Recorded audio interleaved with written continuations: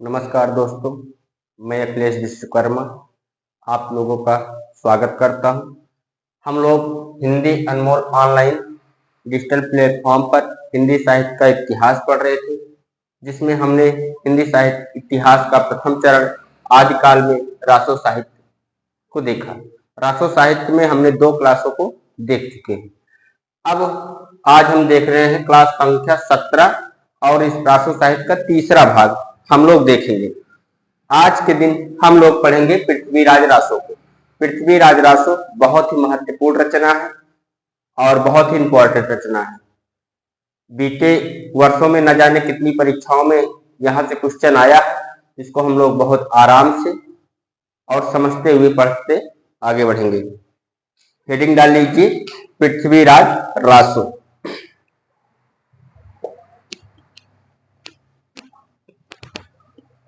कल की क्लास में हमने परमाल रासो को देखा था, विजय पाल रासो को देखा था, जस चंद्रिका को देखा था और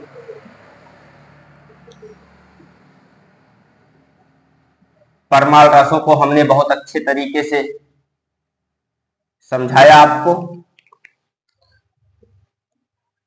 हेडिंग डाल लीजिए, पृथ्वीराज रासो। पृथ्वीराज रासो, और ये बहुत ही इंपॉर्टेंट रचना है। अगर पृथ्वीराज रासो की बात की जाए तो इसका रचनाकार कौन है? रचनाकार की बात की जाए तो रचनाकार है इसके चंदरबरदाई। चंदरबरदाई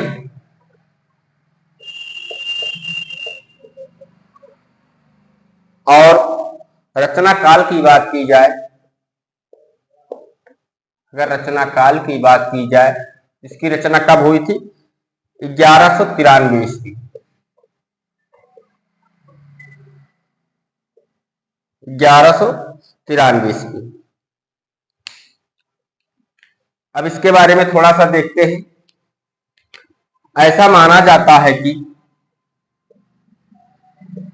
ऐसा माना जाता है कि ऐसा माना जाता है कि पृथ्वीराज रासो के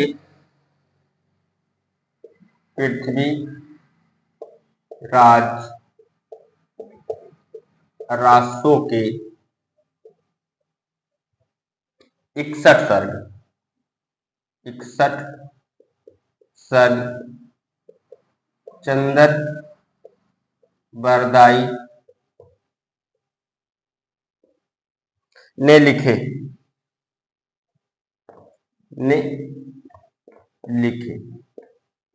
शेष इसके अलावा और जो इसमें सर्ग लिखे गए हैं, शेष 8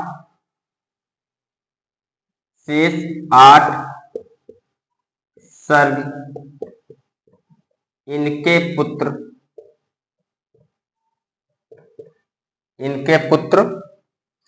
जल्हड़ ने लिखे।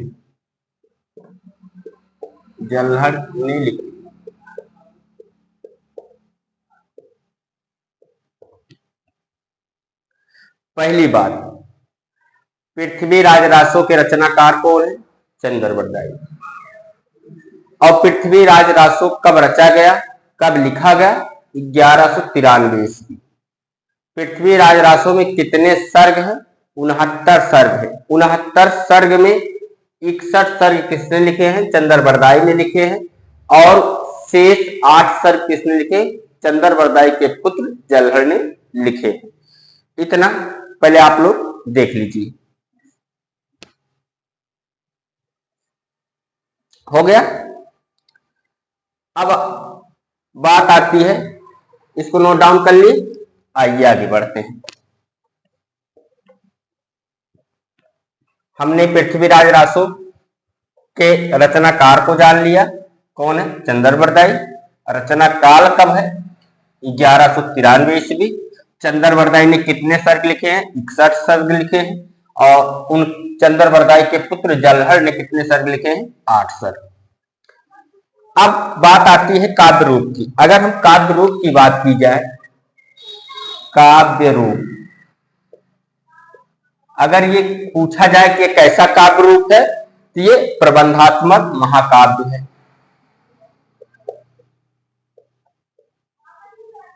प्रबंधात्मक महाकाव्य है ये। और सर्ग पूछा जाए, कुल सर्ग, कुल सर्ग पूछा जाए तो कितने हैं? 69, जिसमें से 61 किसने लिखे? चंद्रबरदाई ने। 8 इनके पुत्र जलहर ने लिखे। इसको हमने इसीलिए पहले बता दिया। इसमें ऐसे ब्रैकेट में लिख लीजिए, कुल सर्ग 69। इसे समय भी कहा जाता है, इसे समय भी कहा जाता है, कहा जाता है। ये जो सर्ग है इसको और किस नाम से जाना जाता है? समय। अगर आपसे ये पूछे कि पृथ्वी राजरासों में कुल कितने समय हैं, तो कितने बताने हैं? 69 समय हमको बताने हैं। अब इसकी शैली कैसी है, लेखन की शैली कैसी है, कौन सी शैली में लिखा गया है? तो ये पिंगल शैली में लिखा गया है, पिंगल शैली में लिखा गया। और अगर नायक की बात की जाए, नायक कौन है? इसका नायक कौन है? तो नायक पृथ्वीराज चौहान है, पृथ्वीराज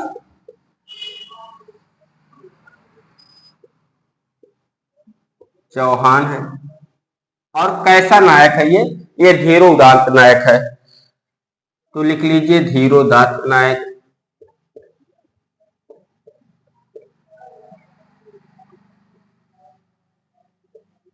और नायिका की बात की जाए तो नायिका कौन है?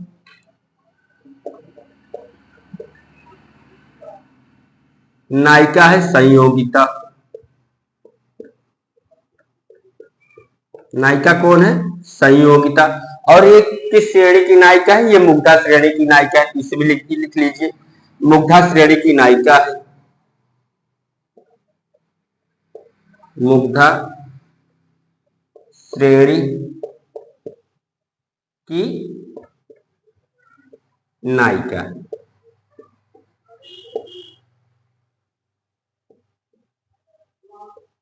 नायिका है। आइए फिर से एक बार हम लोग रिपीट करते हैं। पृथ्वीराज रासो कब लिखा गया? 1193 ईस्वी। किसने लिखा? चंद्रबरदाई। चंद्रबरदाई ने कितने सर्ग लिखे? 61 सर्ग। और 8 सर्ग किसने लिखा था? चंद्रबरदाई के पुत्र जलहर ने लिखा था। इसका काव्य रूप क्या है? प्रबंधात्मक महाकाव्य है। कुल सर्ग कितने हैं? 69 सर्ग हैं।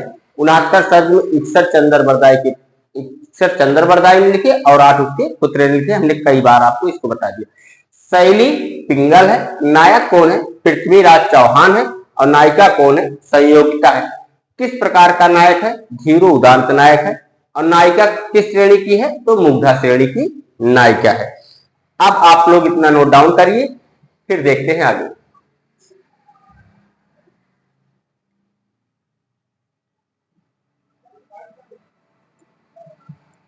चलो हम लोग अब बढ़ते हैं और आगे।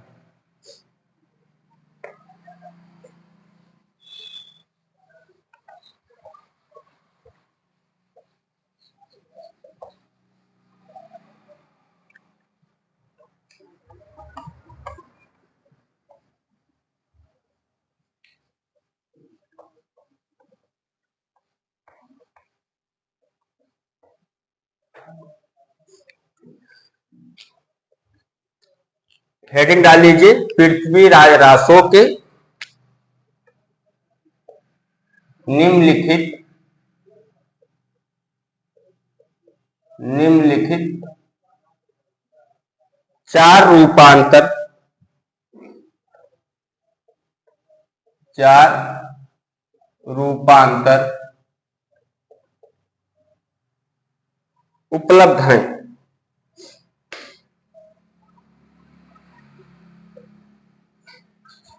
उपलब्ध है। अब वो 4 रूपांतर कौन कौन से हैं, आइए इसको देखते हैं। पहले नंबर पे डाल लीजिए बृहद रूपांतर, 1 नंबर पे लिखिए बृहद रूपांतर। इसमें क्या है,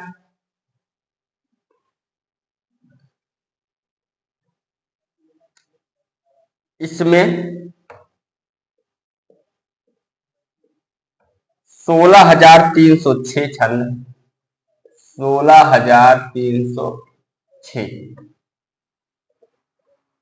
छंद है तथा 69 समय है, तथा 69 समय है।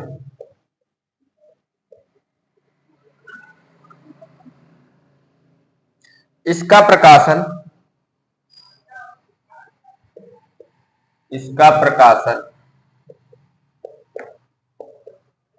नागरिक प्रचारी सभा, नागरिक प्रचारी सभा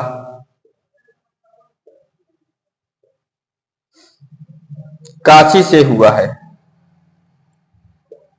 काशी से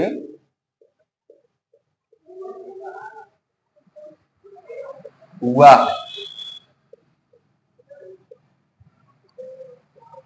इसकी हस्तलिखित प्रति, इसकी हस्तलिखित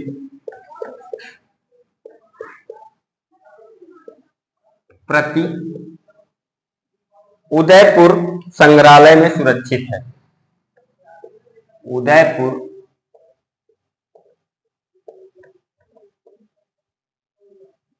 उदयपुर संग्रहालय में सुरक्षित है। ये तो हो गई पहला कौन सा, बृहद रूपांतर। बृहद रूपांतर में इसमें 16,306 छंद है तथा 69 समय। इसका प्रकाशन नागरिक प्रचारी सभा काशी से हुआ है। इसकी हस्तलिखित प्रति उदयपुर संग्रहालय में सुरक्षित है। अब आइए देखते हैं दूसरा रूपांतरण। दूसरे रूपांतरण का नाम है मध्यम रूपांतरण। मध्यम रूपांतरण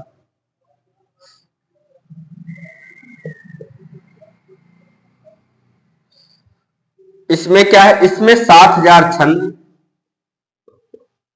7,000 छंद है। इसकी प्रतियां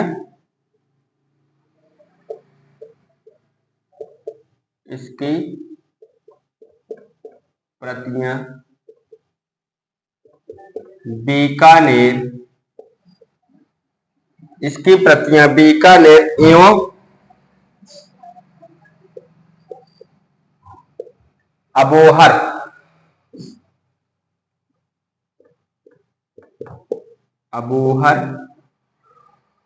में सुरक्षित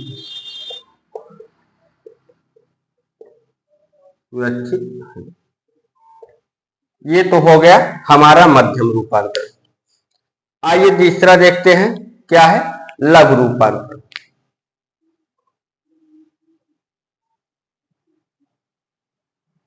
लघु रूपांतरण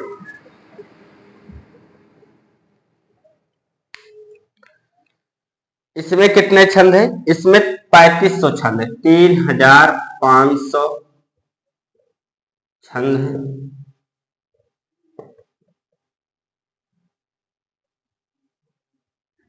उन्नीस सर्ग है, 19 सर्ग है। इसकी हस्तलिखित प्रति, इसकी हस्तलिखित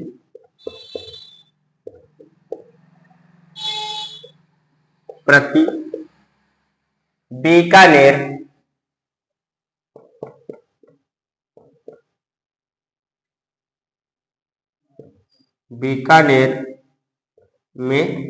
बीकानेर में सुरक्षित है।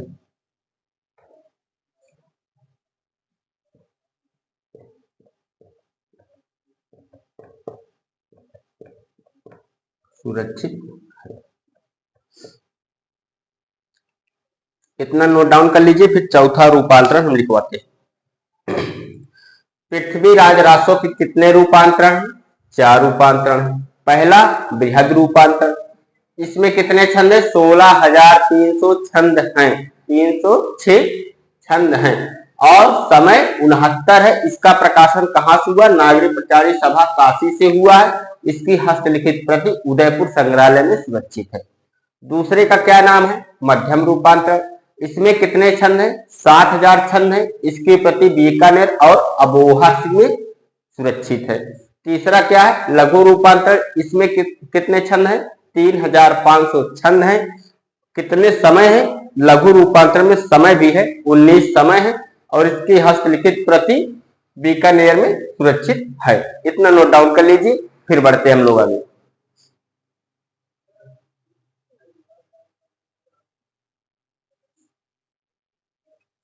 आइए देखते हैं और आगे।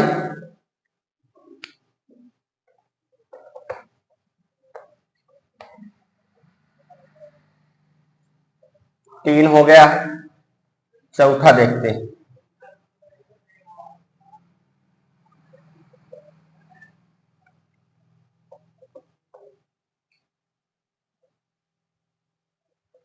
आपसे ये भी पूछ सकता है पृथ्वीराज रासो के कितने रूपांतरण हैं? तो आप लोग 4 बताइए। कौन कौन से हैं? बृहद, मध्यम, लघु और लघुत्तम। तो 3 तो हमने देख लिया। अब चौथा हम लोग देखेंगे, क्या? लघुत्तम।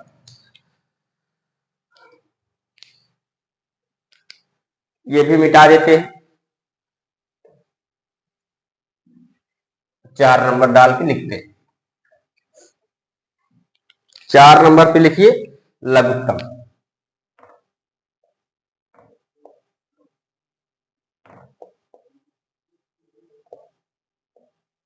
लघुत्तम रूपांतरण,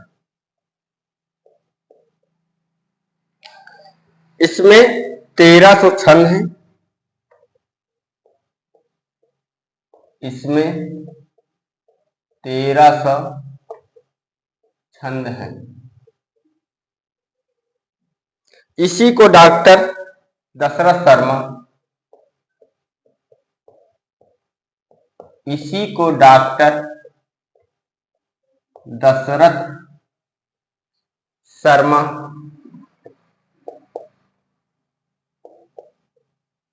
इसी को डॉक्टर दशरथ शर्मा ने पृथ्वीराज रासो माना है।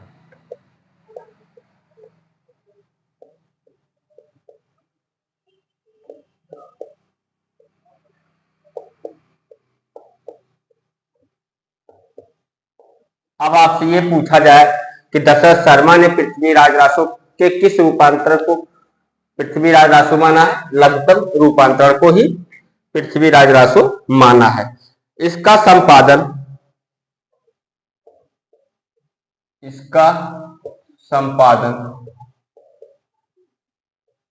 माता प्रसाद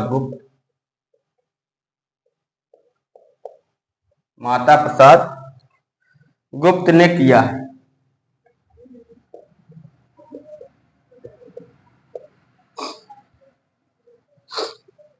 इसका संपादन माता प्रसाद गुप्त ने किया। और आगे लिखिए कर्नल जेम्स टॉड ने, ये हो गया। अब नई लाइन से लिखिएगा, यहां से नई लाइन। कर्नल जेम्स टॉड, नाम तो आपने सुना ही होगा। इनकी एक परिभाषा हमने लिखाया था शुरुआत में। कर्नल जेम्स टॉड ने पृथ्वीराज रासो के काव्य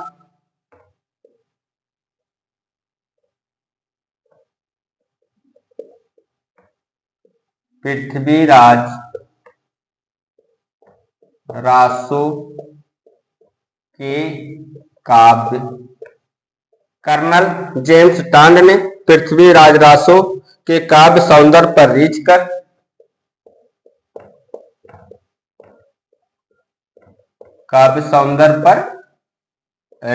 कर इसके पदों का अंग्रेजी में अनुवाद किया। इसके पदों का अंग्रेजी में अनुवाद किया। अच्छा बच्चों, ये बताओ परमाल रासो का अंग्रेजी में अनुवाद किसने किया था? परमाल रासो का अंग्रेजी में अनुवाद किसने किया था? Waterfield. Good, very good.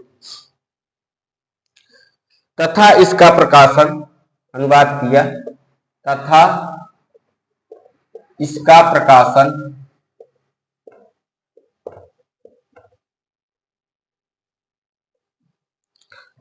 The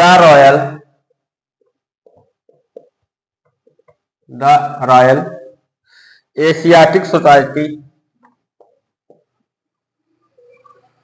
the Royal Asiatic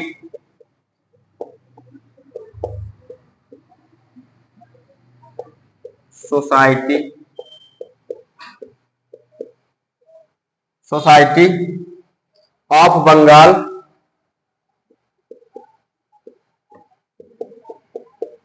Bengal से आरंभ करवाया।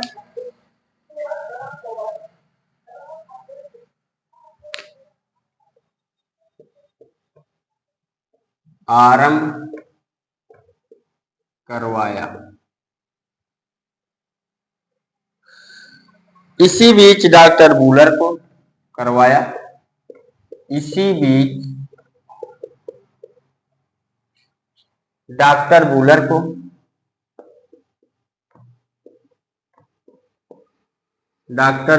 को 1875 ईस्वी में 1875 ईस्वी में जयानक कवि द्वारा रचित जयानक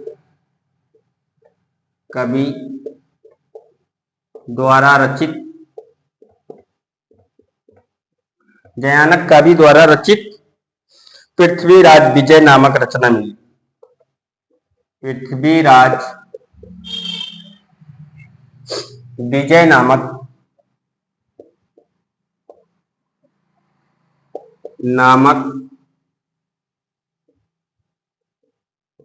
रचना मिली। किसको मिली? डॉक्टर वूलर को।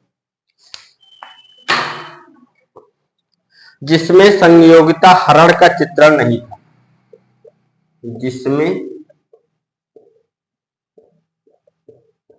संयोगिता हरण का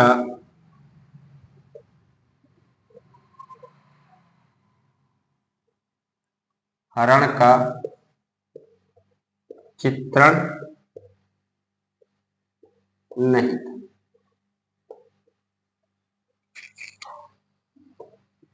इसके आधार पर उन्होंने पृथ्वीराज रासो को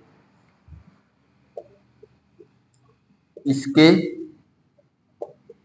आधार पर उन्होंने पृथ्वीराज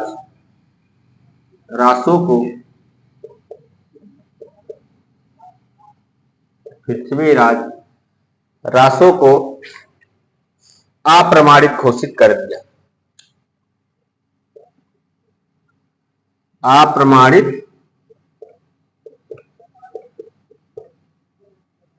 घोषित कर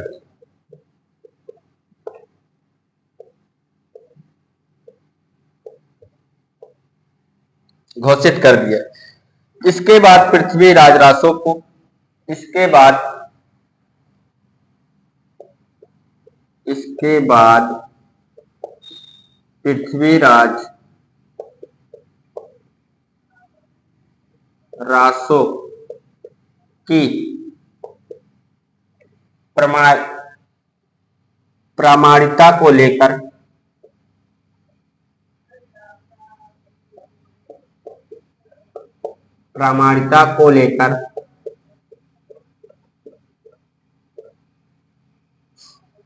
विद्वान निम्नलिखित 3 भागों में विभक्त हो गए। विद्वान निम्नलिखित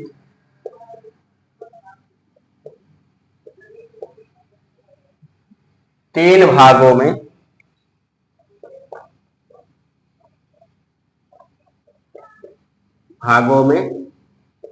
विभक्त हो गए।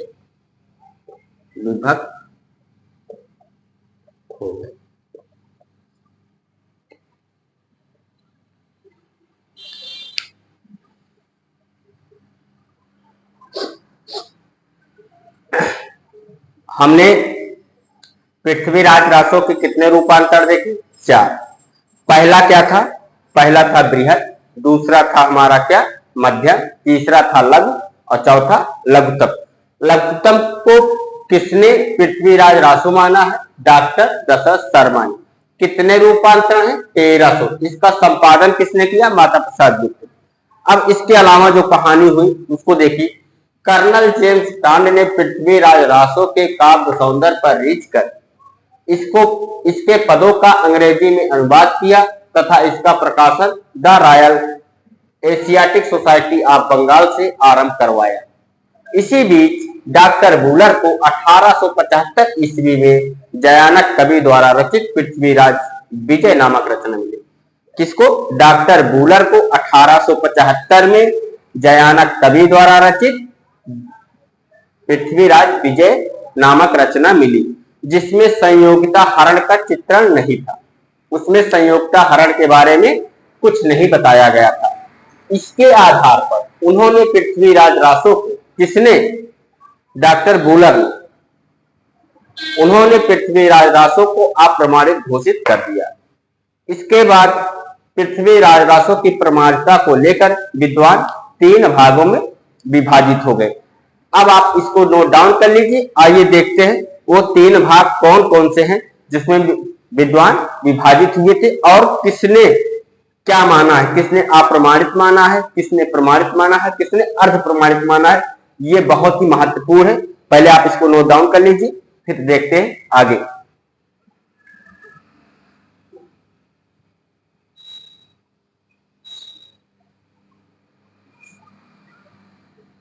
चलो अब हम लोग देखते हैं। अब यहां पर बात आ गई है, इसको अप्रमाणित घोषित कर दिया है। किसने अप्रमाणित मान लिया, किसने अर्ध प्रमाणित मान लिया और किसने प्रमाणित मान लिया। ये तीनों चीज हम लोगों को देखनी होगी।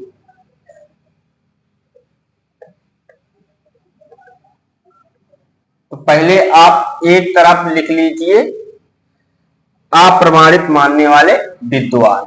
3 कॉलम बनाइए आप और तीनों कॉलम में सबके नाम हम लिखते चले चलेंगे, किसने प्रमाणित माना और किसने नहीं माना। तो आइए इसको पहले 3 भागों में विभाजित करते हैं। भाग नंबर 1, 2, 3। सबसे पहले देखते हैं अप्रमाणित मानने वाले विद्वान। अप्रमाणित मानने वाले विद्वान। ठीक, इसमें कौन कौन से हैं? गौरी शंकर हीरानंद ओझा, गौरी शंकर हीरानंद ओझा,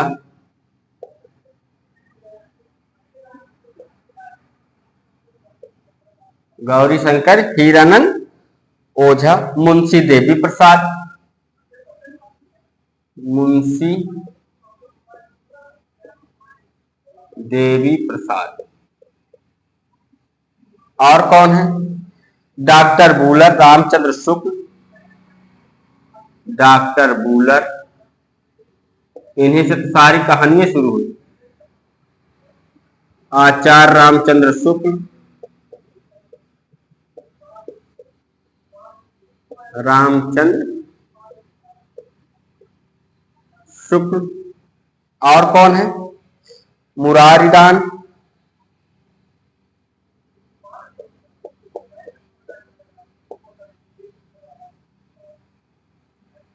श्यामल दास,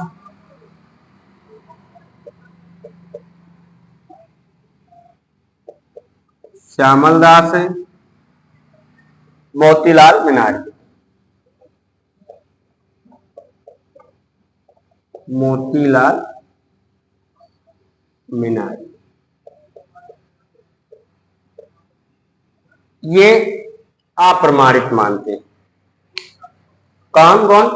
गौरी शंकर हीरानंद ओझा, मुंशी देवी प्रसाद, डॉक्टर बूलर, आचार्य रामचंद्र शुक्ल, मुरारीदास, श्यामल दास और मोतीलाल मीनारी। एक बार फिर से देख लीजिए।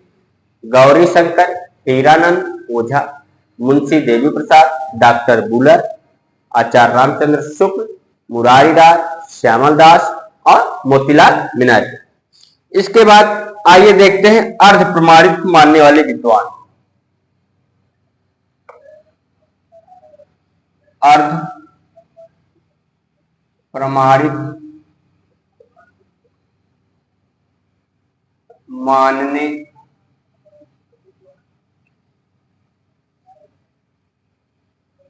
वाले विद्वान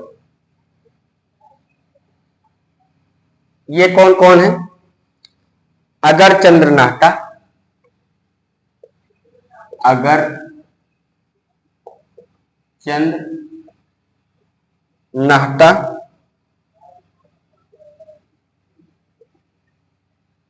और सुनीत कुमार चटर्जी, सुनीत कुमार चटर्जी। और कौन है? हजारी प्रसाद द्विवेदी। इनको तो परमाल रासों में ही उन्होंने उस समय बता दिया था कि परमाल रासों और पृथ्वीराज रासों को अर्ध प्रमाणित माना है। हजारी प्रसाद द्विवेदी,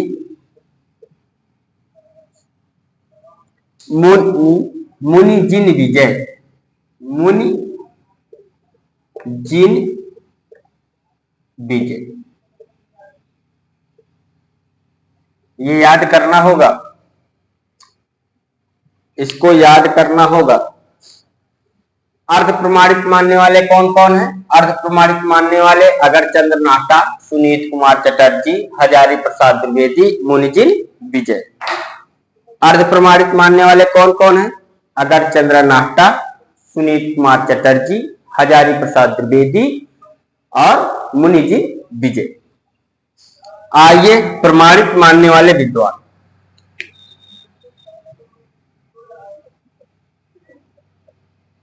प्रमाणित मानने वाले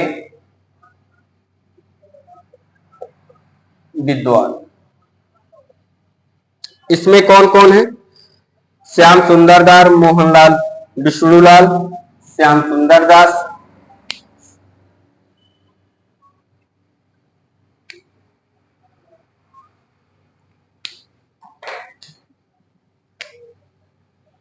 श्याम सुंदर दास,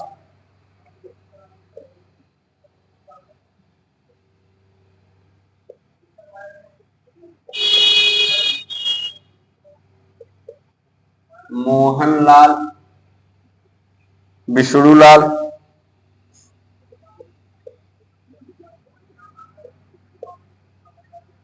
मोहनलाल विष्णुलाल पांडवा, Mohanlal Vishnulal Pandya, James Tod Hariaudh, James टांड, हरिऔध,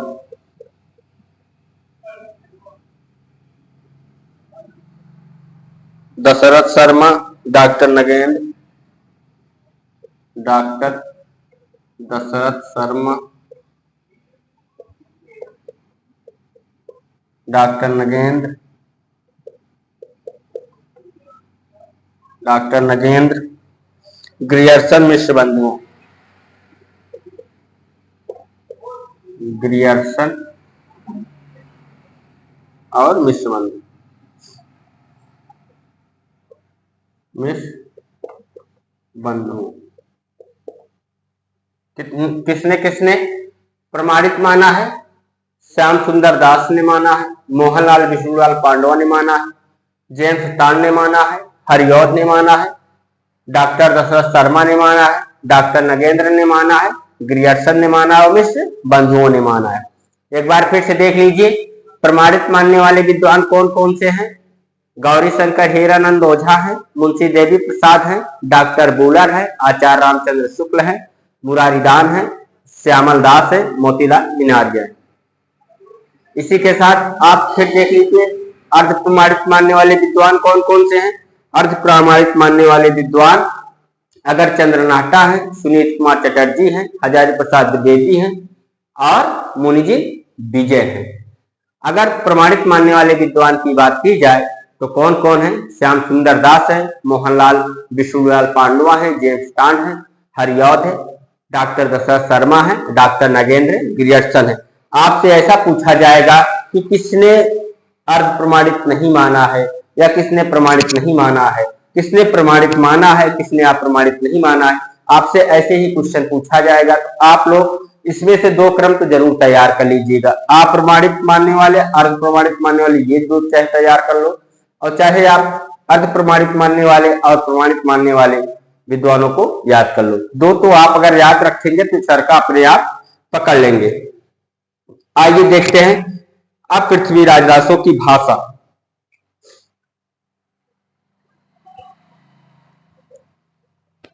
ये यहां से प्रश्न बनेगा क्योंकि पेपर का लेवल धीरे धीरे ऊपर उठ रहा है, तो ये सब ऊपर उठे हुए क्वेश्चन समझिए आप, बिल्कुल आप बारीकता के साथ उनको देखिए। अब ऐसा नहीं पूछा जाएगा कि पृथ्वीराज रासो के रचनाकार कौन है, इतना सरल क्वेश्चन नहीं पूछा जाएगा। अब क्वेश्चन यहीं से आएंगे जिसको विद्यार्थी पढ़ने में हिचकिचाते हैं और ऐसी चीज पढ़ने में, याद करने में थोड़ी कठिनाई जरूरी होती है, लेकिन अगर एक बार याद कर लोगे तो फिर आपको हरदम के लिए फुर्सत हो जाएगी। बार बार आपको याद करने की जरूरत नहीं, केवल रिवीजन करते रहिए बस। आइए देखते हैं पृथ्वीराज रासो की भाषा को। पृथ्वीराज रासो की भाषा। अगर भाषा की बात की जाए तो जैसे उन्होंने इसको प्रमाणिकता मानने के लिए दो तीन भागों में विभाजित हुए हैं, उसी प्रकार इसकी भाषा को लेकर भी दो तीन भागों में विभाजित हुए हैं। तो आप सबसे पहले ये देख लीजिए अपभ्रंश मानने वाले विद्वान कौन है। नंबर 1 पर लिखिए अपभ्रंश मानने वाले विद्वान। किसने इसको अपभ्रंश माना है? तो इसमें लिखिए मुनिजी विजय, मुनिजी विजय और मुनिकांत सागर, मुनिकांत सागर। और कौन है? सुनीत कुमार चटर्जी, हजारी प्रसाद द्विवेदी। सुनीत कुमार चटर्जी, इसी के साथ हजारी प्रसाद द्विवेदी, हजारी प्रसाद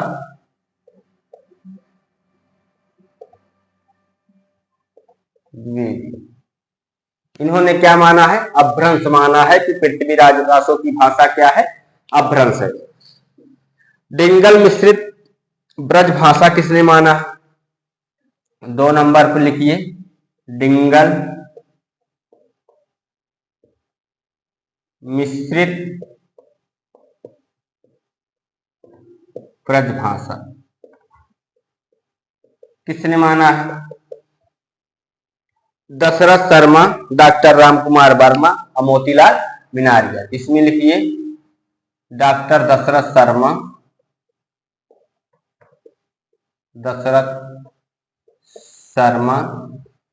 डॉक्टर रामकुमार वर्मा, डॉक्टर रामकुमार वर्मा और मोतीलाल मीनारिया। मोतीलाल मीनारिया।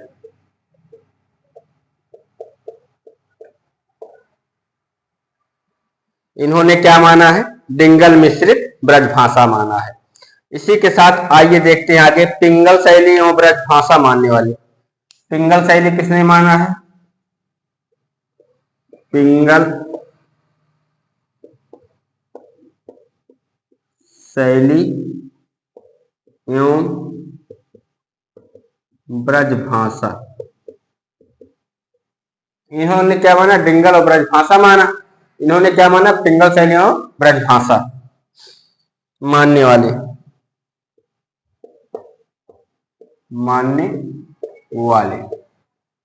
विद्वान। और यही क्या है? सर्वमान्य मत है। हमने लिखवाया था इसकी शैली क्या है? पिंगल। तो ये क्या हो जाएगा आपका? सर्वमान्य मत हो जाएगा, सर्वमान्य मत। अगर आपसे पूछे इसकी भाषा क्या है, तो डिंगल शैली की है, नहीं पिंगल शैली की। अगर इसकी भाषा पृथ्वीराज रासो की भाषा पूछी जाए तो क्या बताएंगे? पिंगल शैली की बताएंगे।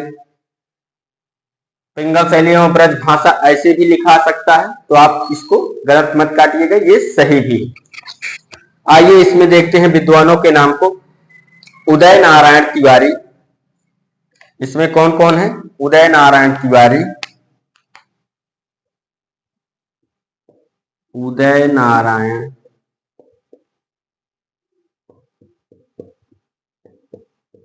तिवारी, नामवर सिंह,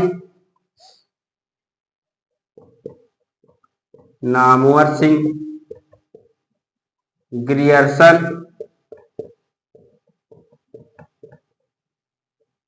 उदय नारायण तिवारी, नामवर सिंह, ग्रियर्सन। शुक्ल जी, शुक्ल जी का मतलब क्या हुआ? रामचंद्र शुक्ल। शुक्ल जी का क्या मतलब हुआ? रामचंद्र शुक्ल। शुक्ल जी, श्याम सुंदर दास, श्याम सुंदर दास, धीरेन्द्र वर्मा विपिन, धीरेन्द्र वर्मा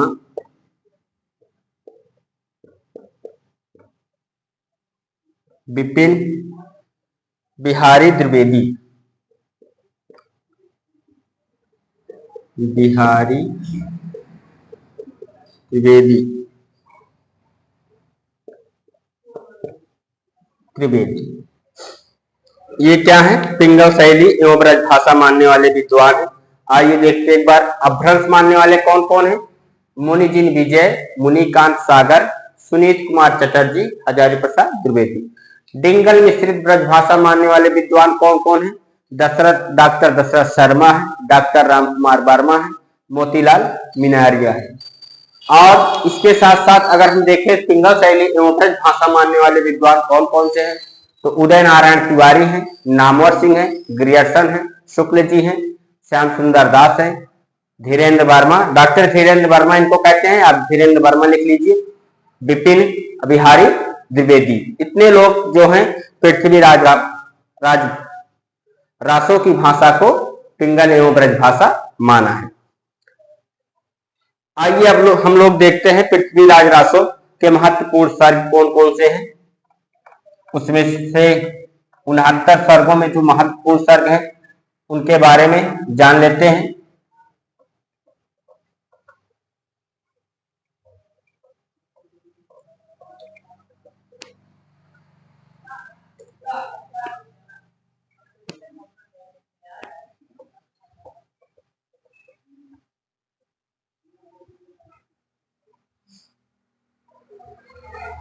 पृथ्वीराज रासो के महत्वपूर्ण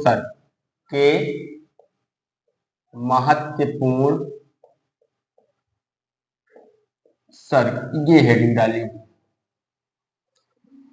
इसमें लिखिए पहला सर्ग। पहला सर्ग क्या है? आदि पर्व समय। आदि पर्व समय। पृथ्वीराज चौहान का वंश परिचय। पृथ्वीराज चौहान का वंश परिचय।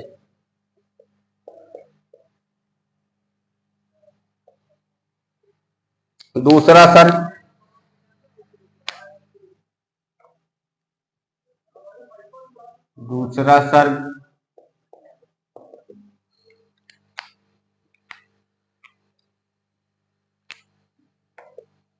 दशम समय।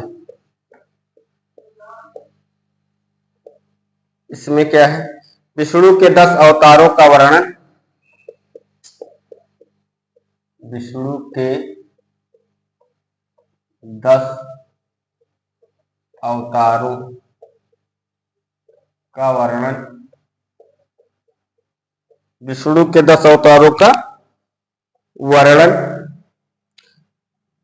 राम कथा का भी वर्णन है तथा इसमें राम कथा का भी वर्णन है। 20वां सर्ग।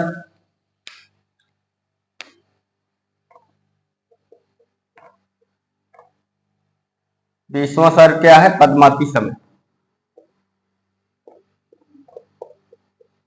20वां सर्ग में क्या है? पद्मावती समय।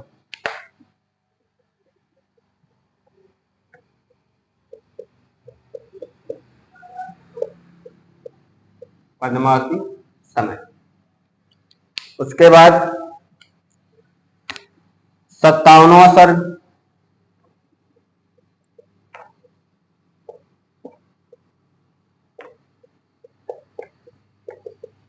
57वां सर्ग में क्या है?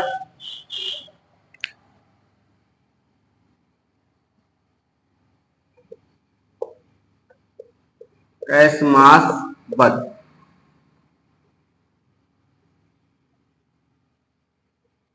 कैसमास वध समय। 61वां सर्ग। उसके बाद 61वां सर्ग।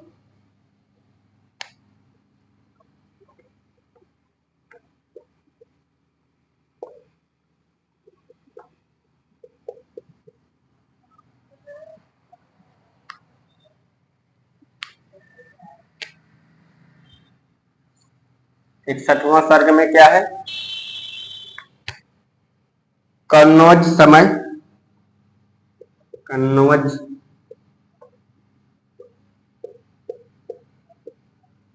समय सबसे बड़ा और रासों का केंद्रीय भाग भी है। सबसे बड़ा और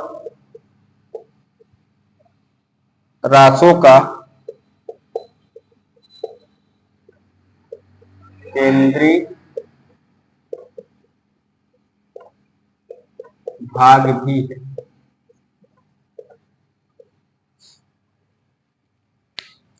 69वां,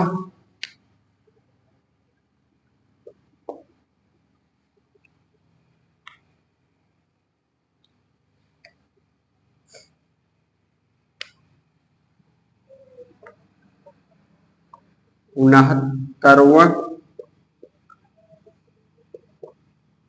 सर क्या है? महोबा समय।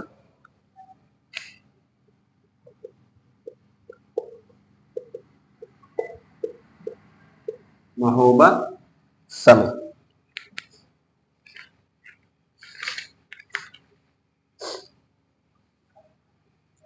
पृथ्वीराज रासो के महत्वपूर्ण सर्गों को हम लोग देख रहे हैं। पहला सर्ग क्या है? आदि पर्व है, इसमें पृथ्वीराज वंश का परिचय दिया गया है।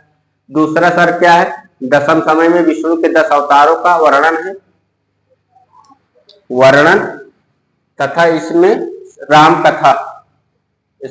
कथा का भी वर्णन है। 20वां सर्ग क्या है? पद्मावती समय है। 57वां सर्ग क्या है? कैसमास व्रत है।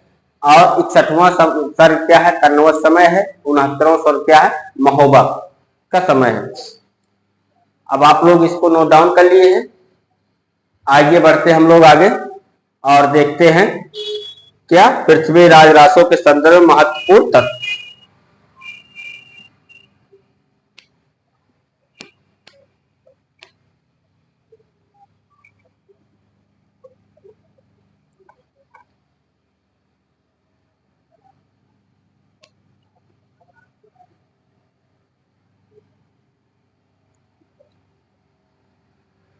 हेडिंग डाल लीजिए, पृथ्वीराज रासो के संदर्भ में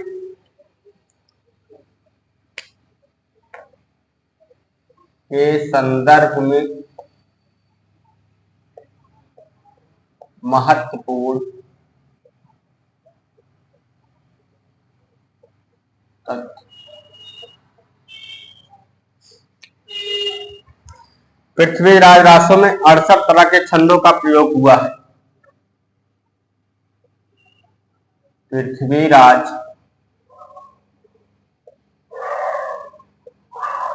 रासो में 68 तरह के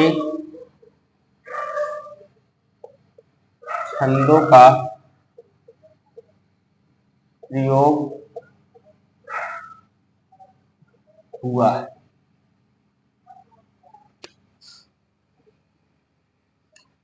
इसके मुख्य छंद कवित, भुजंगी, चौपाई, दोहा। इसके मुख्य छंद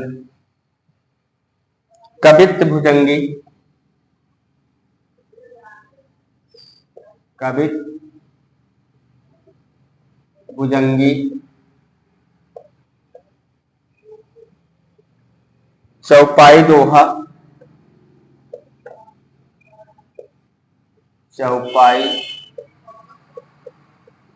दोहा, त्राटक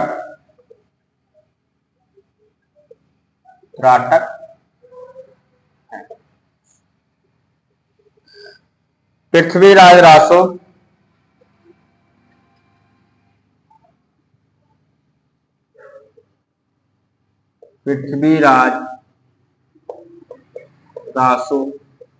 में दी गई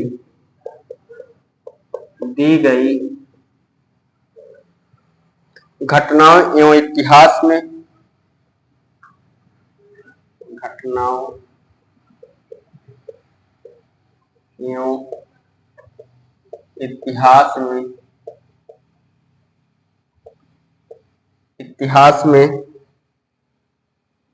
वर्णित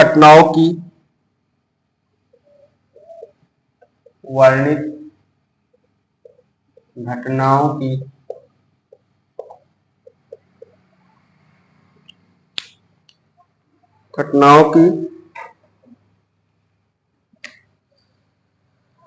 तिथियों में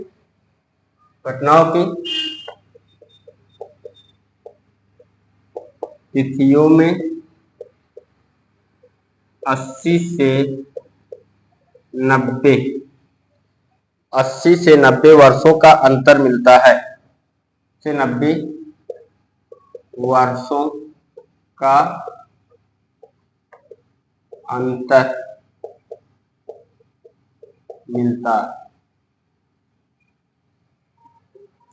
मिलता है। इसके निराकरण के लिए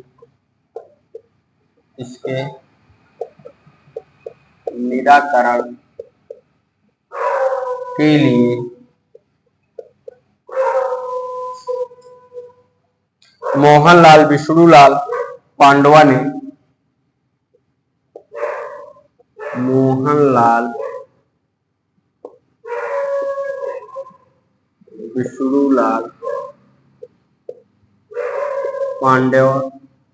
ने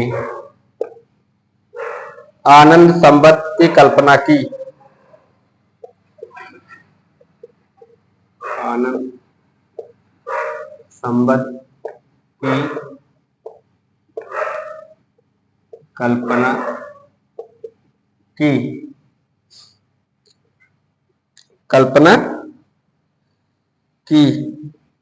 उनके अनुसार पृथ्वीराज रासो में दी गई उनके अनुसार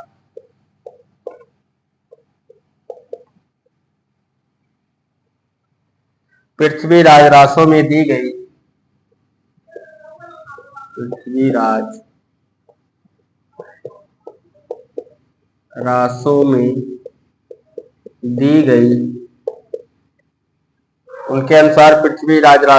गई तिथियां विक्रमी संवत में न होकर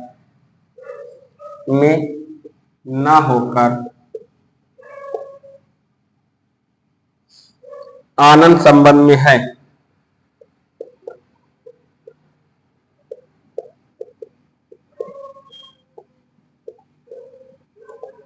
आनंद संबंध में है। यदि आनंद संबंध के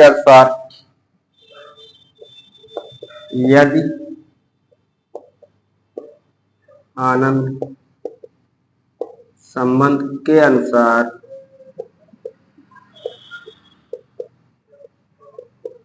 गणना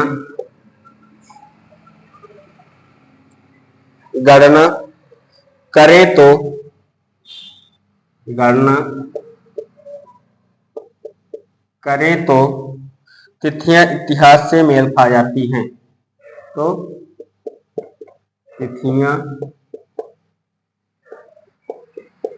इतिहास से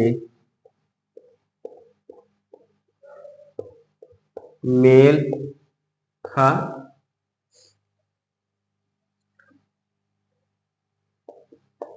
जाती हैं। नरोत्तम स्वामी ने पृथ्वीराज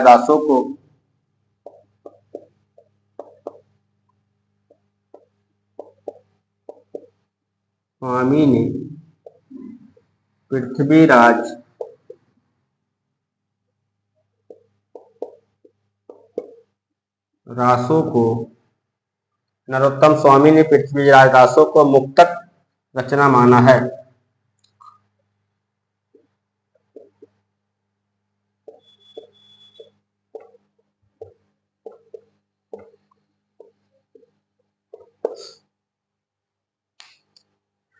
आइए देखते हैं इसके महत्वपूर्ण तत्व को। इसके महत्वपूर्ण तत्व में पृथ्वीराज रासो में 68 तरह के छंद का प्रयोग हुआ है। मुख्य छंद कौन कौन से हैं? कवित, भुजंगी, चौपाई, दोहा और त्राटक है। पृथ्वीराज रासो में दी गई घटनाओं एवं इतिहास में वर्णित घटनाओं की तिथियों में 80 से 90 वर्षों का अंतर मिलता है। मतलब जो इतिहास में तिथियां दी गई हैं और पृथ्वीराज रासो की तिथियां दी गई हैं, उन तिथियों का अगर मेल करके देखते हैं तो हमें 80 से 90 वर्षों का अंतर देखने को मिलता है। इसके निराकरण के लिए मोहनलाल विष्णुलाल पांडवा ने आनंद संवत की कल्पना की। उनके अनुसार पृथ्वीराज रासो में दी गई तिथियां विक्रमी संवत कितना होता है? 57 वर्षों को प्लस या माइनस करके चलता है। तो ये विक्रमी संवत में ना होकर के किसमें है? आनंद संवत में है। यदि आनंद संबंध के अनुसार गणना करें तो तिथियां इतिहास से मेल खा जाती है। और नरोत्तम स्वामी ने पृथ्वीराज रासो को मुक्तक रचना माना है, जबकि पृथ्वीराज रासो क्या है? प्रबंधात्मक महाकाव्य है। लेकिन अगर ये पूछा जाए किसने मुक्तक रचना माना है, तो नरोत्तम स्वामी ने इसको मुक्तक रचना माना है। नोट डाउन कर लीजिए दोस्तों, बढ़ते हैं आगे।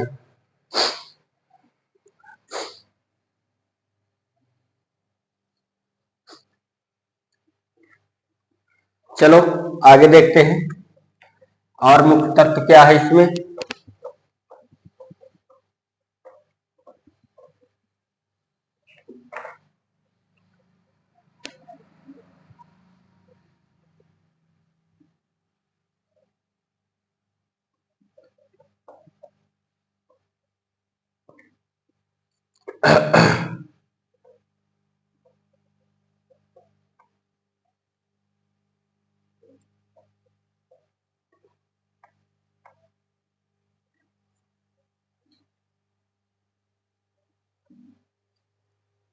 आगे लिखिए, हजारी प्रसाद द्विवेदी ने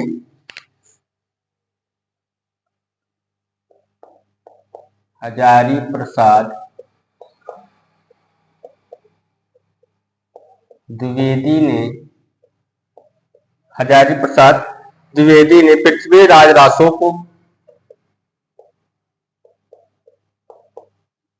पृथ्वीराज रासो को सुकसुकी पृथ्वीराज रासो को सुकसुकी संवाद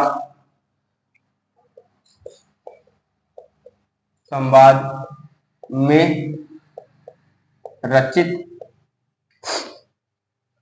माना है, रचित माना है।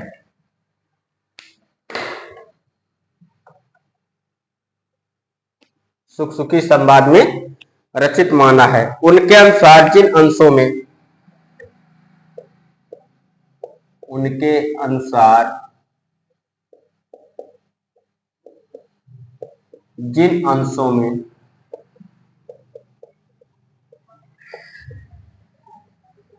सुकसुकी संवाद मिलता है, सुकसुकी संवाद मिलता है, वो अंश प्रमाणित है। वो अंश प्रमाणित है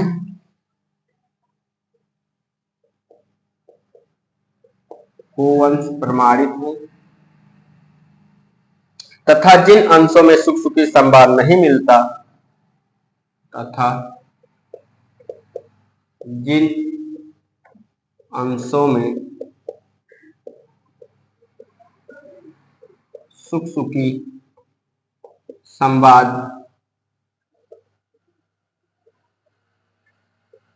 नहीं मिलता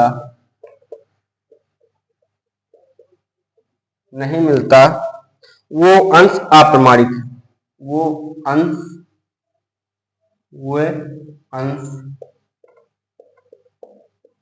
अप्रमाणित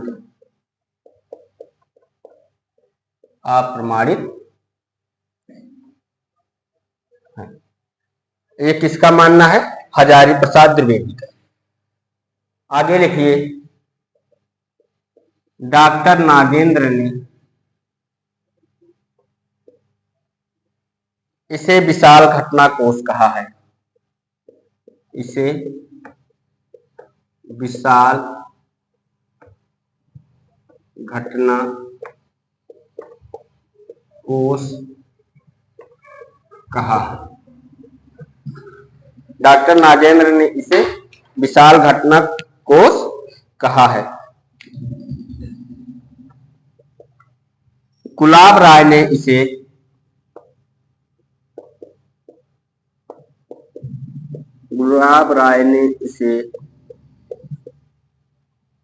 स्वाभाविक विकासशील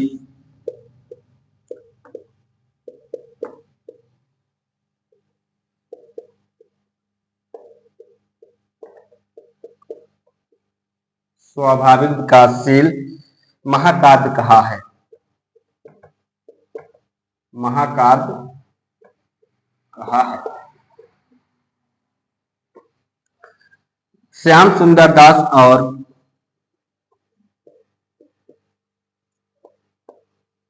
श्याम सुंदर दास और उदय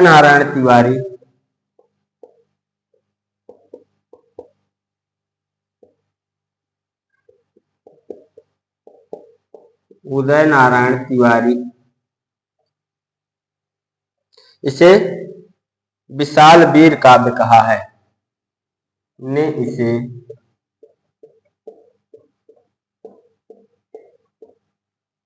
विशाल वीर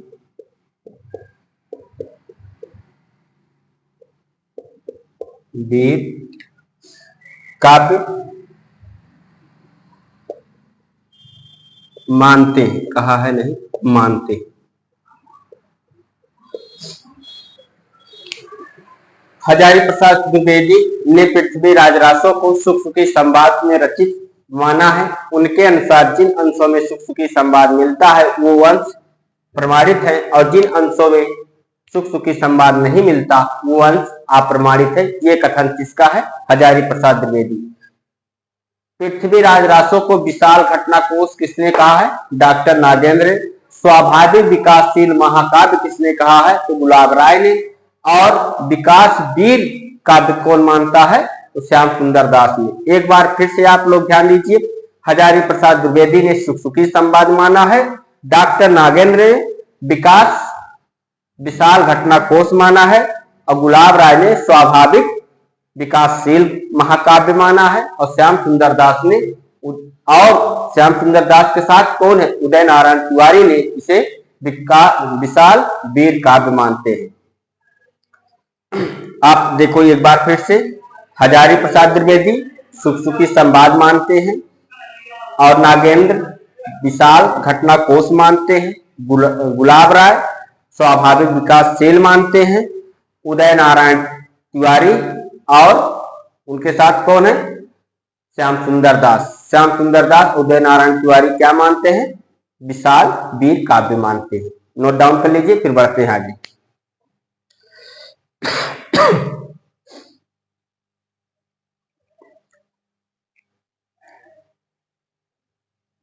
आइए देखते हैं आलोचकों के मत। हम लोग लिखते हैं, 2-4-5 कथन लिख लेते हैं।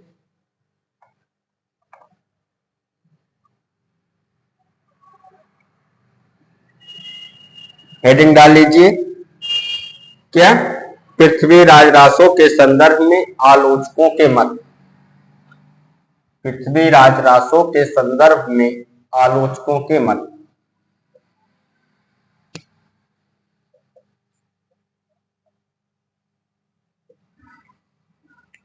पृथ्वी राजरासों के संदर्भ में आलोचकों के मत, यही हेडिंग डाल लीजिए आप लोग।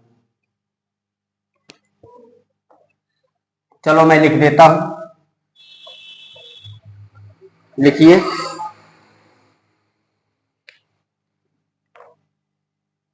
पृथ्वी राजरासों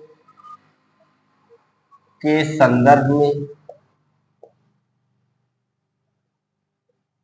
आलोचकों के मत।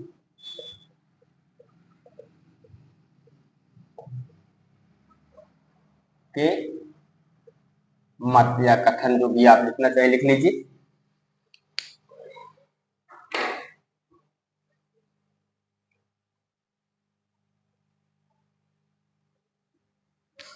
पहला कथन लिखिए, चंदर बरदाई हिंदी के प्रथम कवि।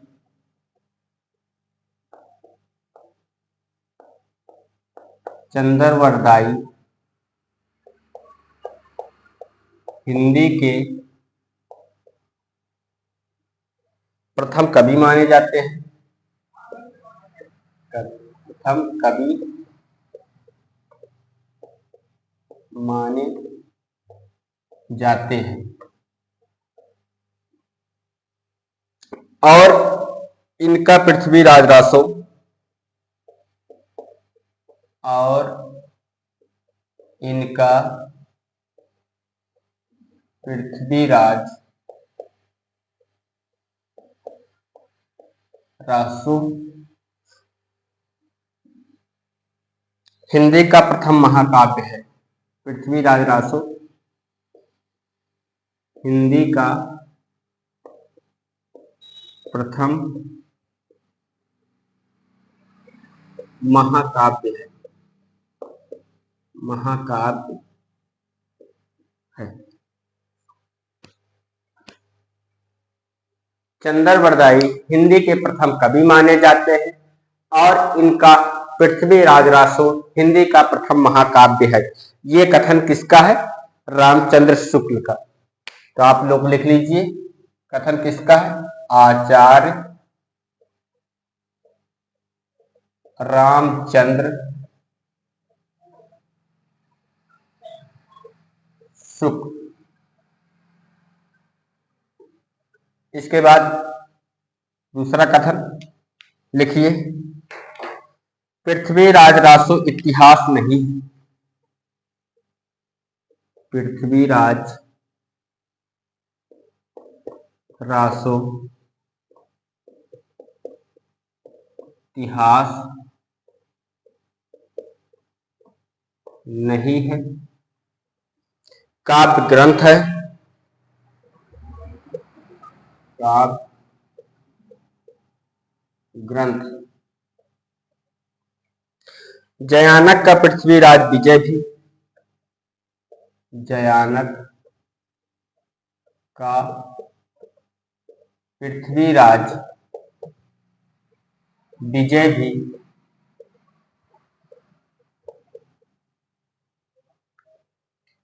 काव्य ग्रंथ है। काव्य ग्रंथ है। काव्य ग्रंथ। फिर क्यों?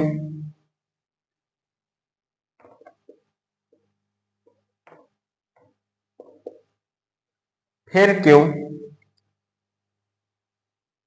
उसमें घटनाएं और नाम ठीक ठाक है।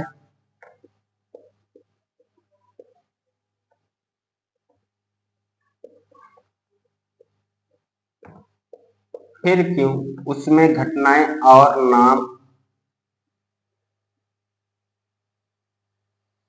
ठीक ठाक है।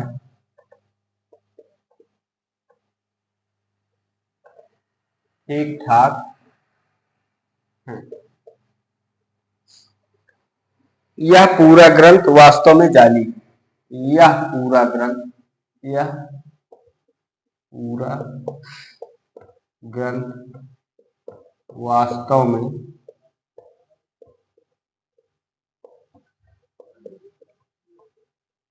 यह पूरा ग्रंथ वास्तव में जाली है। ये कथन किसका है? ये कथन भी आचार्य रामचंद्र शुक्ल का है और इंपॉर्टेंट कथन है।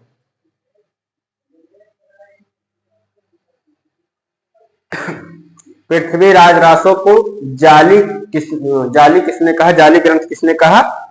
तो रामचंद्र शुक्ल। यह पूरा ग्रंथ वास्तव में जाली है। ये किसका कथन है? आचार्य रामचंद्र शुक्ल। आचार्य रामचंद्र शुक्ल ने कहा। आइए देखते हैं अगला कथन। पृथ्वीराज रासो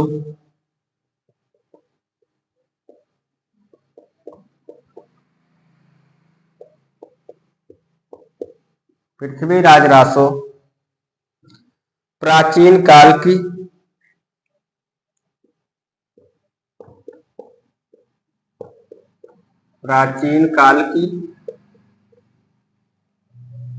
साहित्य की प्राचीन काल की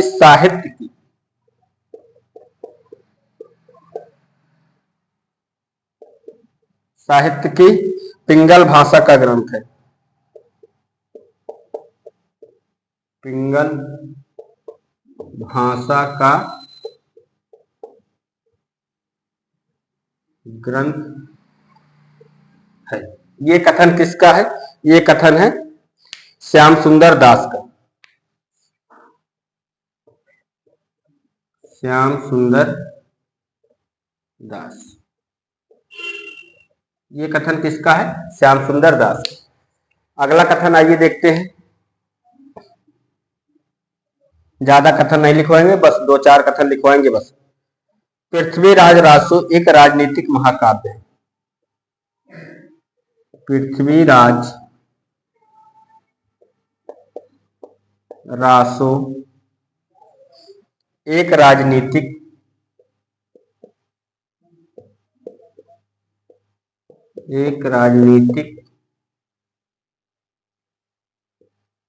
महाकाव्य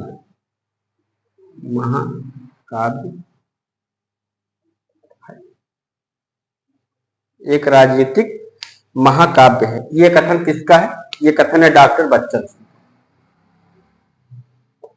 डॉक्टर बच्चन सिंह।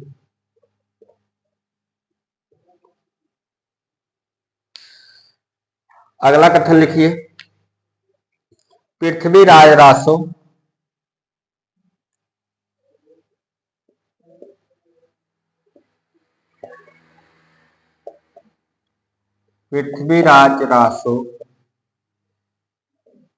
राजनीति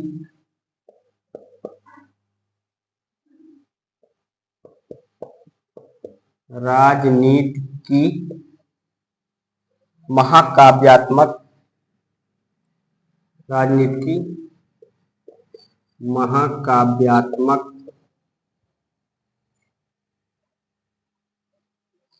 त्रासदी है।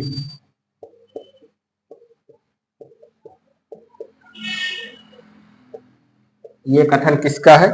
ये कथन भी बच्चन सिंह का है।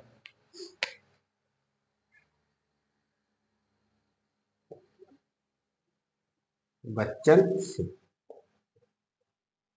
डॉक्टर बच्चन सिंह या बच्चन सिंह।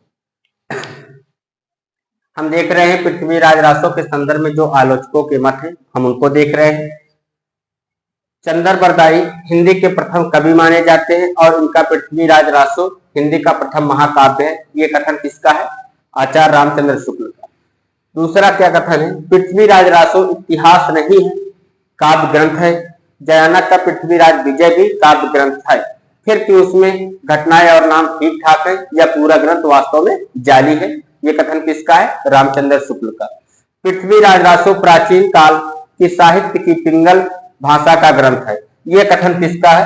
ये कथन भी श्याम सुंदर दास का है। पृथ्वीराज रासो एक राजनीतिक महाकाव्य है। ये किसका मत है? डॉक्टर बच्चन सिंह का। पृथ्वीराज रासो राजनीति की महाकाव्यात्मक त्रासदी है। ये किसका मत है? डॉक्टर बच्चन सिंह का। आप लोग नोट डाउन कर लीजिए, फिर बढ़ते हैं आगे। चलो देखते हैं आगे।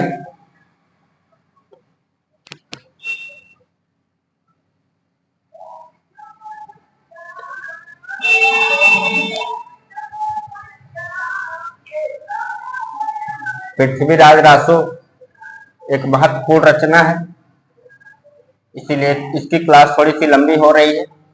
आप लोग धैर्य बना कर रखें और आपके नोट्स से कुछ छूटेगा नहीं।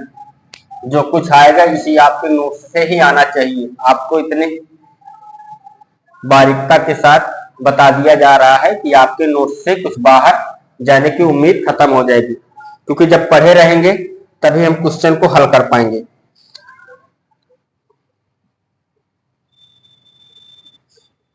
आइए देखते हैं पृथ्वीराज रासो की रचना। पृथ्वीराज रासो की रचना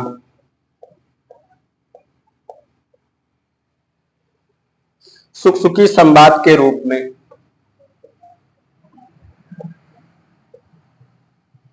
सुखसुखी संवाद के रूप में हुई थी। हुई थी।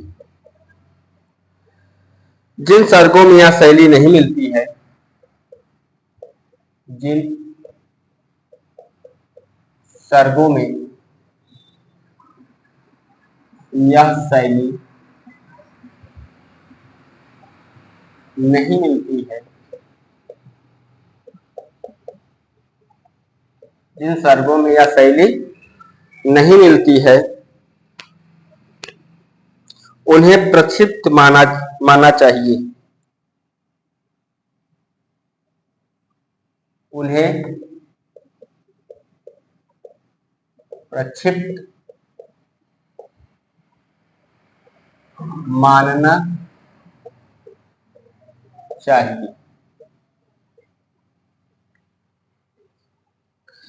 इससे वो अंश भी प्रक्षिप्त सिद्ध होते हैं।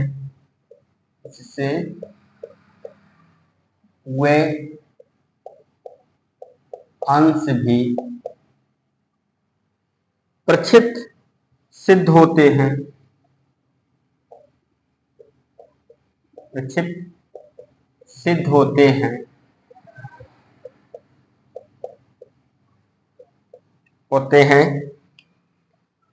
जिनमें इतिहास विरुद्ध तथ्य है। जिनमें इतिहास विरुद्ध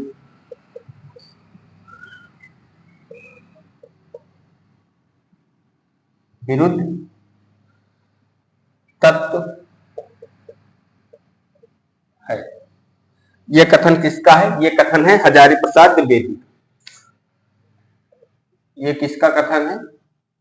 हजारी प्रसाद द्विवेदी। आगे देखिए, युद्धों के प्रसंगों में पृथ्वीराज रासो। युद्धों के प्रसंगों में पृथ्वीराज रासो। युद्धों के प्रसंगों में पृथ्वीराज रासो की भाषा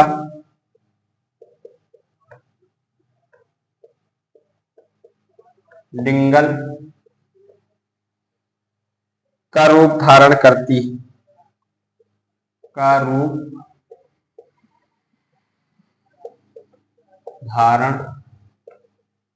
करती है, किंतु विवाह और प्रेम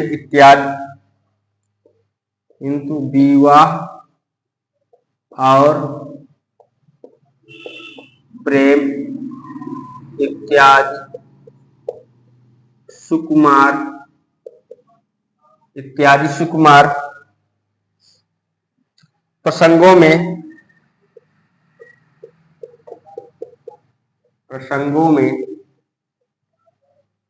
वे प्रधान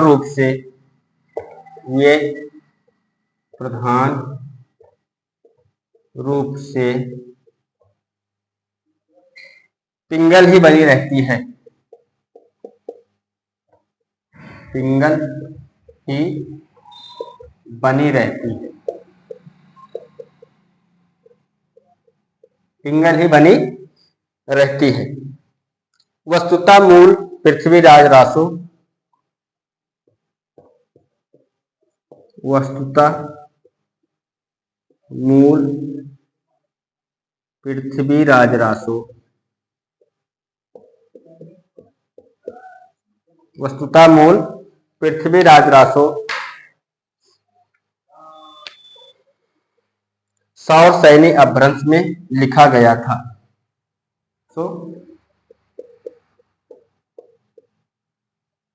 सौर सैनी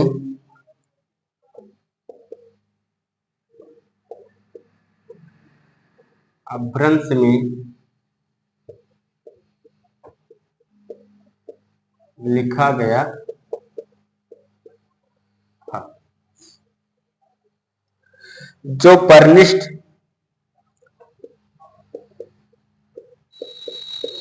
परिनिष्ठ जो परनिष्ठित साहित्यिक अपभ्रंश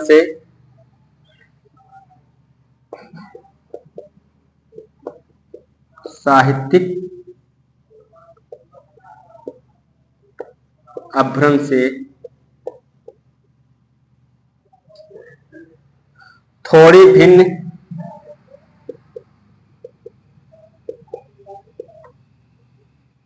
भिन्न और कुछ आगे बढ़ी हुई थी,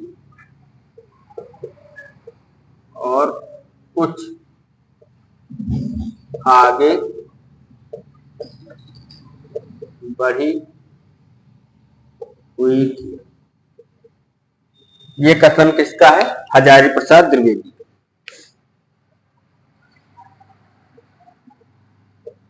हजारी प्रसाद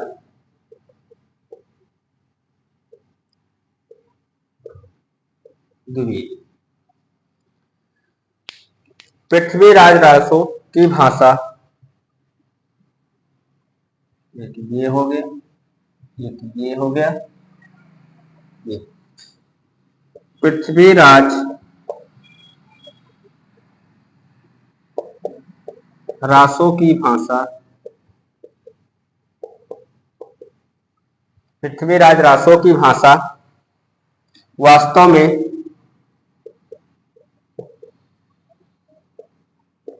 वास्तव में अपभ्रंश ही है। अपभ्रंश ही है। ये कथन किसका है? ये कथन है मुनिजिन विजय का। मुनिजिन विजय।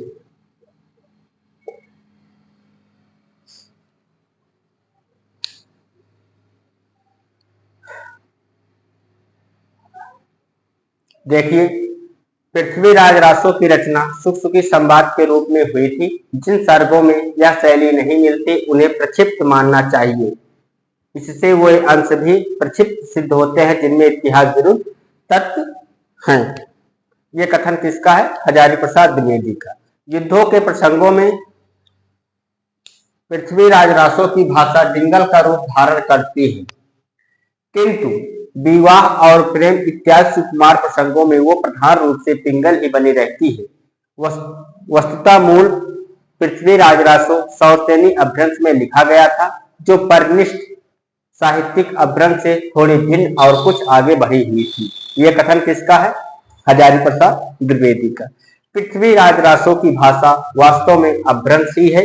ये मत किसका है? मुनिजिन विजय का। नोट डाउन कर लीजिए दोस्तों, फिर बढ़ते हैं आगे।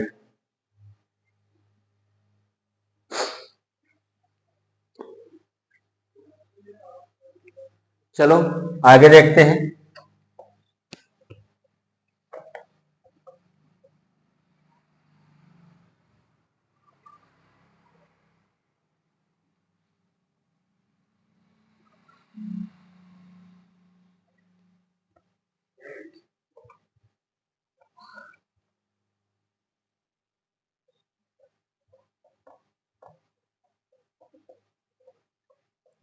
अगला कथन क्या है?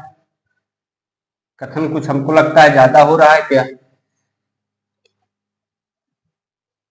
चलो अब एक कथन और करवाते हैं बस। भाषा की कसौटी पर यदि, एक कथन और लिख लीजिए। भाषा की कसौटी पर, भाषा की कसौटी पर यदि ग्रंथ को कसते हैं, यदि ग्रंथ को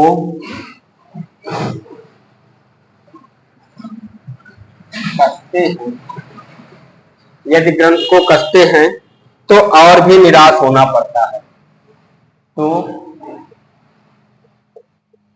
और भी निराश होना पड़ता है, होना पड़ता है। ज्यादा ऊपर तो नहीं लिख रहे हैं।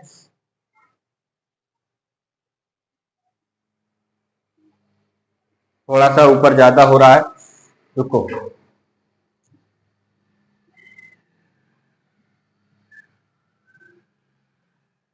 इसको मिटा के थोड़ा नीचे लिखते हैं।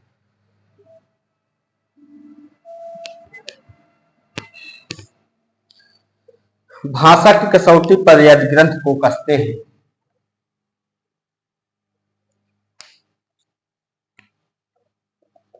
भाषा की कसौटी पर यदि ग्रंथ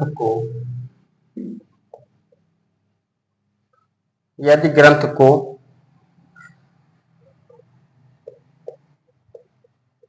कसते हैं तो और भी निराश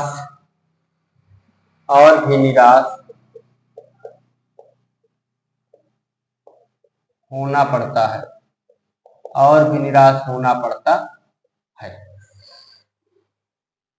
क्योंकि यह बिल्कुल बेठिकाने है, क्योंकि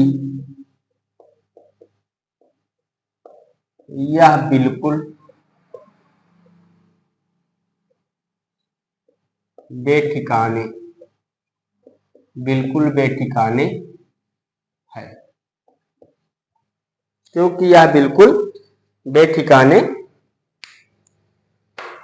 है।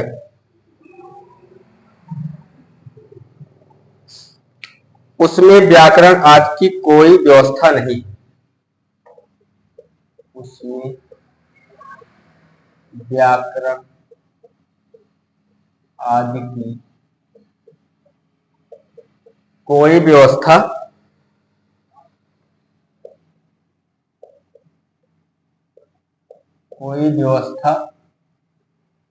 नहीं।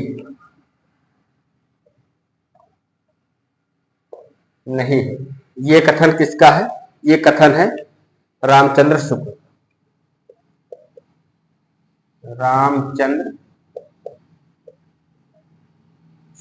का। आइए देखते हैं अन्य तत्व, इसके अंदर क्या है।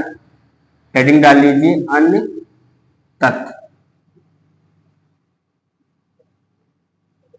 अन्य तथ्य में लिखिए पृथ्वीराज रासो की भाषा, पृथ्वीराज रासो की भाषा, पृथ्वीराज रासो की भाषा के व्याकरण पर सबसे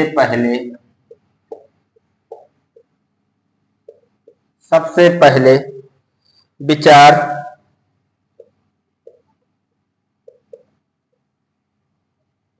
बिंग्स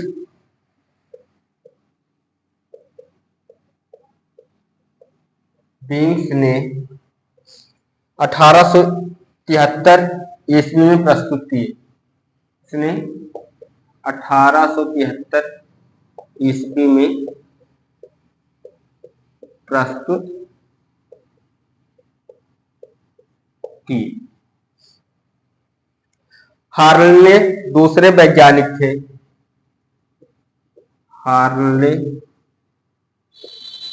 दूसरे वैज्ञानिक थे जिन्होंने पृथ्वीराज रासो की भाषा, जिन्होंने पृथ्वीराज रासो की भाषा पर विचार किया।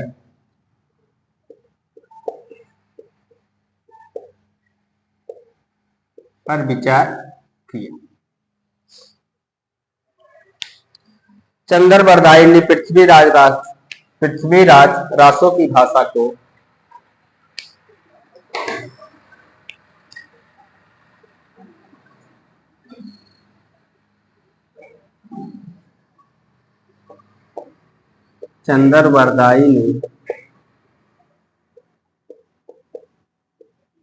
पृथ्वीराज रासों की भाषा को, पृथ्वीराज रासों की भाषा को षड्भाषा कहा है।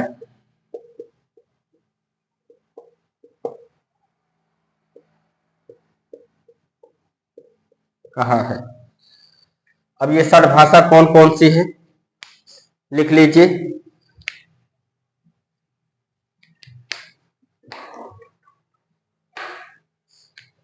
ब्रजी, मागधी, संस्कृत, ब्रजी, मागधी,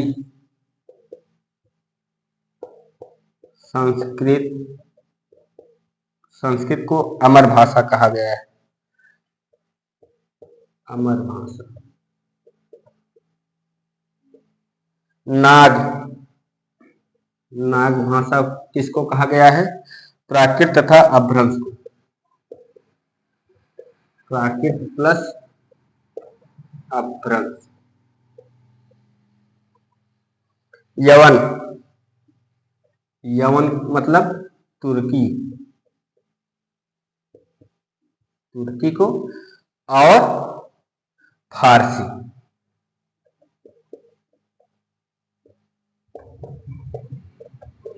फारसी। चंद्रबरदाई ने पृथ्वीराज रासों भाषा को षड्भाषा कहा, तो षड्भाषा कौन सी, 1 2 3 4 5 6, ये 6 भाषा है। ब्रजी, मागधी, संस्कृत, नाग, यवन और फारसी। भाषा की कसौटी पर यदि अंक को कसते हैं तो और भी निराश होना पड़ता है, क्योंकि यह बिल्कुल बेठिकाने है, उसमें व्याकरण आदि की कोई व्यवस्था नहीं है। ये कथन किसका है, रामचंद्र शुक्ल का है। अगर इसके अन्य तथ्य की बात करें, पृथ्वीराज रासों की भाषा के व्याकरण पर सबसे पहले विचार किसने किया, बिंग्स ने किया। कब किया, 1873 ईस्वी में। हार्नले दूसरे वैज्ञानिक थे जिन्होंने पृथ्वीराज रासों की भाषा पर विचार किया, और चंद्रबरदाई ने पृथ्वीराज रासों की भाषा को षड्भाषा कहा है। तो इसी पर पृथ्वीराज रासों समाप्त होता है। जो महत्वपूर्ण जानकारी थी हमने आपको दे दी, इससे ज्यादा कुछ पूछा नहीं जाएगा परीक्षा में, इतना ही काफी है आप लोगों के लिए। आप कहेंगे तो कथन एक आध और बढ़वा देंगे, अब बाकी तो हमने पर्याप्त कथन लिखवाए हैं, 5-6 कथन लिखवाए, वो पर्याप्त हैं। रासो साहित्य भी इसी पर अब समाप्त होता है, रासो साहित्य। अब इसके बाद हम लोग देखते हैं रास साहित्य आगे अगली क्लास में। तब तक के लिए नमस्कार दोस्तों, जय हिंद।